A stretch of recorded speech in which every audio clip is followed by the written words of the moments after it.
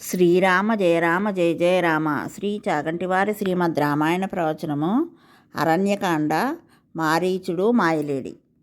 శూర్పణఖ మాటలు విని బయలుదేరిన రావణాసురుడికి ఒక తాపసాశ్రమం కనిపించింది. అక్కడ మారీచుడిని చూశాడు. అతడు ఒకప్పుడు రాక్షసుడు, ఇప్పుడు వేషం మార్చాడు. ఇది రామాయణంలో చాలా చిత్రాతి విచిత్రమైన ఘట్టము. మారీచుడు సహజంగా రాక్షసుడు, రావణాసురునికి మంత్రి. కానీ ఈవేళ అతను జటలు కట్టేసుకున్నాడు, నారచీరలు కట్టుకున్నాడు, కృష్ణాదినం వేసుకున్నాడు, చాలా నియమమైన ఆహారాన్ని తింటున్నాడు. పూర్వంలా కనపడ్డ జంతువులన్నింటినీ కొట్టుకొచ్చి తినడం మానేశాడు. రావణాసురుడు గబగబా అడుగులు వేసుకుంటూ మారీచుని దగ్గరకు వెళ్ళి, ఓ మారీచా, నేను చాలా కష్టంలో ఉన్నాను. నీ వంటి మహాత్ముడు కాకపోతే నాకు ఎవరు ఉపకారం చేస్తారు? అందుకని నీవు తప్పకుండా నాకు ఉపకారం చేయవలసింది అన్నాడు. ఓ మారీచా, నీకు తెలుసు కదా, నేను జనస్థానంలో 14,000 మంది రాక్షసులను నియోగించాను. అందరు మునులు ధర్మాన్ని, మునులు చేసే యజ్ఞయాగాదులను నాశనం చేయమని చెప్పాను. వాళ్ళు నేను చెప్పిన పనులన్నీ ఎంతో శ్రద్ధాభక్తులతో ఆచరించారు. ఎక్కడా తపస్సు లేదు, యజ్ఞం లేదు, యాగం లేదు. ఇంతలో ఎక్కడి నుంచో రాముడనేవాడు ఒకడు వచ్చి కరుణ్ణి, దూషణుని, త్రిశిరస్కరుడిని, మహాకపాలుడిని, స్థూలనేత్రుని, ఇతర 14,000 మంది రాక్షసులను భూమి మీద నిలబడి ఒక్కడే చంపివేసినాడు. ఇందుకు నా మనస్సుకు చాలా బాధగా ఉంది. ఆ రాముడు దుశ్శీలుడు, కర్కశుడు, తీక్ష్ణ స్వభావం ఉన్నవాడు, మూర్ఖుడు, లుబ్ధుడు, ఇంద్రియములను జయించనివాడు, ధర్మాన్ని విడిచిపెట్టినవాడు, అధర్మం కలిగినవాడు, భూతలములన్నిటినీ భయపెట్టేవాడు. అటువంటి వాడు కనుక ఆ రాముణ్ణి నేను బాధ పెట్టాలనుకుంటున్నాను.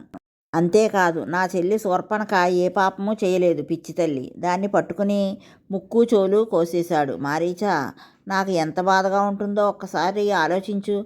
ఆయన భార్య అయిన సీత దేవకన్యలా ఉంటుందట. ఆయనను బాధ పెట్టడానికి ఆమెను అపహరించి తీసుకొద్దామని అనుకుంటున్నాను.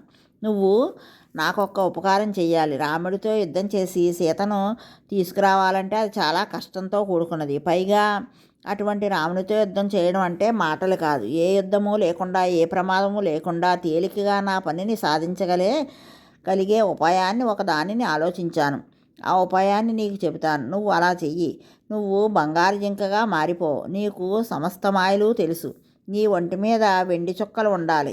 ఇంతకు పూర్వం ఎవ్వరూ చూడని కొమ్ములు కలిగి ఉండాలి. నీ కడుపు, తోక, కాళ్ళు అలా ఉండాలి. నువ్వు సీతకు కనపడేటట్లు ఆశ్రమ ప్రాంగణంలో అలా పరిగెత్తు, అటు ఇటు ఆడు. అలా ఆడుతుంటే సీత నిన్ను చూస్తుంది. తనకు ఆ మృగం కావాలని రాముని కోరుతుంది. రాముడు సీత కోరికను తీర్చడానికి నీ వెనకాతల పడతాడు. నువ్వు కనపడుతూ అదృశ్యమవుతూ రాముని చాలా దూరం తీసుకుని వెళ్ళిపో. అలా తీసుకుని వెళ్ళి రాముడు నీ మీద బాణం వేసే లోపల ఒక్కసారి హా సీత, హా లక్ష్మణ అని రాముని కంఠంతో అరు. అలా అరిచేసరికి రామునికి కష్టం వచ్చిందనుకుని సీత లక్ష్మణుని పంపిస్తుంది. లక్ష్మణుడు రాముని కోసం వెళ్ళిపోతాడు.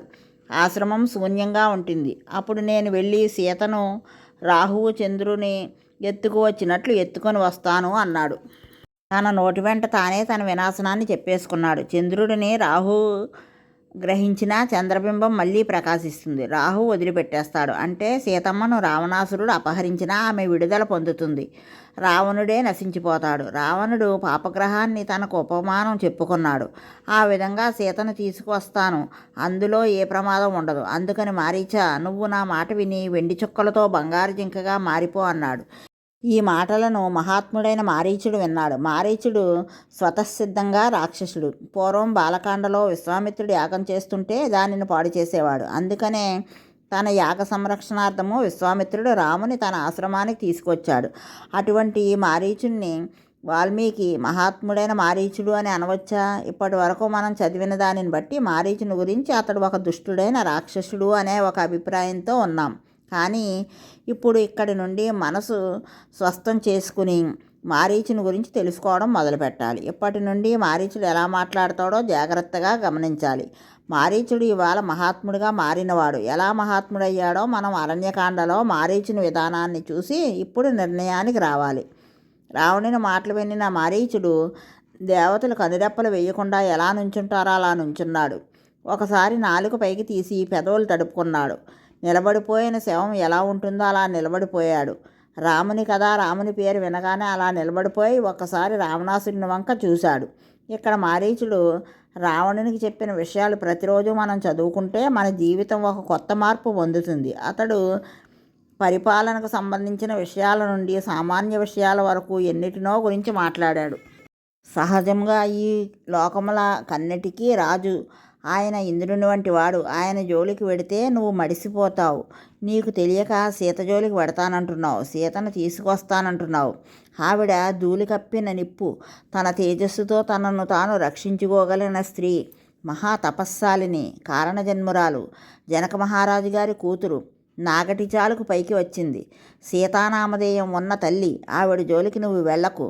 రాముని కోదండం నీడలో రక్షింపబడుతున్న సీతను అపహరించి తేవడం నీ తరం కాదు. నువ్వు నిహతుడివైపోతావు. ప్రమాదం పొంచుకు వచ్చేస్తోంది. అందుకే నీకు ఇటువంటి ఆలోచన వచ్చింది. ఆమెను అపహరించడానికి నీ శక్తి సరిపోదు. నీకు రాజ్యం ఉంది. నిన్ను కామించిన భార్యలు కొన్ని వేల మంది ఉన్నారు. వీళ్ళందరితో నువ్వు సుఖంగా జీవితం గడపాలి అని అనుకుంటే రాముని పట్ల అప్రియాన్ని చెయ్యకు. చేశావా నువ్వు దెబ్బతింటావు. నీకు ఒక విషయం చెబుతున్నాను రావణ, జ్ఞాపకం పెట్టుకో. నేను కూడా నీలాగే గతంలో బిర్రవీగాను. ఆ రోజుల్లో నేను నల్లని శరీరంతో ఉండి బంగారు కుండలాలు పెట్టుకుని వరగర్వంతో మదించి ఉండేవాడిని. అటువంటి సమయంలో విశ్వామిత్రుడంతటి వాడు యాగం చేస్తుంటే యాగాన్ని ధ్వంసం చేశాను. విశ్వామిత్రుడు ఆనాడు శపించకూడదు కనుక అయోధ్యకు వెళ్ళి తన యాగ సంరక్షణార్థము రామలక్ష్మణులను పంపించమని దశరథ మహారాజును అడిగాడు. రాముడు అక్కడే తన యాగాన్ని రక్షించగలడని, మారీచుని తాటకిని సంహరించగలడని చెప్పాడు. మొదట రాముణ్ణి పంపడానికి దశరథుడు ఇష్టపడలేదు. చతురంగ బలాలతో తానే వస్తానన్నాడు. రాముడు చాలు అని నచ్చజెప్పి విశ్వామిత్ర మహర్షి రామలక్ష్మణులను తీసుకుని వచ్చాడు. రామలక్ష్మణులిద్దరూ యాగగుండం చుట్టూ తిరుగుతూ యాగాన్ని రక్షిస్తున్నారు. యాగం చిట్ట చివరకు వచ్చేసింది. నేను ఆ యాగాన్ని ధ్వంసం చేయాలని అనుకుని ఆకాశ మార్గంలో వచ్చి చూశాను. ఇప్పుడు నీకెంత పొగరు ఉందో అప్పుడు నాకంత పొగరు ఉండేది. అప్పుడు రాముడు మెడలో ఒక బంగారపు గొలుసు వేసుకున్నాడు. ఇంకా పై పెదవి మీద మీసాలు కూడా పుట్టలేదు. అంత చిన్నవాడు, పద్మముల వంటి కళ్ళతో ఉన్నాడు. బ్రహ్మచారి కనుక ఒక్క వస్త్రం కట్టుకున్నాడు. చేతిలో కోదండం పట్టుకున్నాడు. సిఖి, అప్పటికి అస్త్రశస్త్రములేవి ఆయన వద్ద లేవు. ఆకాశంలో బాలచంద్రుడు ఉన్నప్పుడు అరణ్యం అంతా ప్రకాశించినట్టు రాముని స్వరూపం చేత ఆ ప్రాంతం అంతా ప్రకాశిస్తోంది. కుర్రాడు ఏమి చేస్తాడులే అని వెళ్ళి ఆ యాగకుండంలో రక్తాన్ని వర్షించాను. రాముడు చూసి కోదండంలో కణుపులు కలిగిన బాణాన్ని సంధించి నా మీద ప్రయోగించి కొడితే ఆ బాణం దెబ్బకు నేను 100 యోజనముల అవతలికి వెళ్ళి సముద్రంలో పడిపోయాను. పడిన కొంతకాలానికి నాకు తెలివచ్చింది. లేచాను. అప్పటి నుంచి నాకు రాముడన్నా రామబాణం అన్నా హడల్. అప్పటికి రామునికి అగస్త్యుని వద్ద ఉపదేశాలు లేవు. బ్రహ్మచారి, చిన్నపిల్లాడు. అప్పుడు కొట్టాడు నన్ను. ఇప్పుడు అతడు ఎంతో అస్త్ర సంపదను పొందాడు. సామాన్యమైన వాడు కాదు. తాను ధర్మం చేస్తూ చాలా మంచిగా జీవితం గడిపే ధర్మాత్ముడు.